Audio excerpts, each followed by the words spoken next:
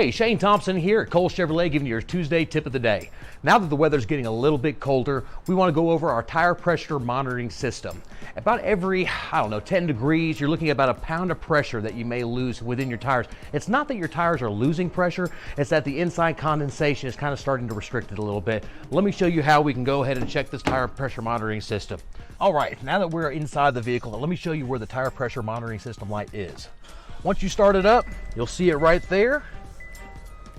If you see it glowing yellow or orange, you're going to want to go ahead, get your tire pressure checked and get it filled up to the correct amount. And to find where your tire pressure is, it'll be on this sticker here in your doorway. I'm telling you how many PSIs are needed per tire. Now that we've gone over the tip of the day, showing you where the light is, how much pressure to put in each tire, just make sure to keep an eye on it. It can keep your handling better. It can make sure your gas mileage better, especially during these winter weather roads.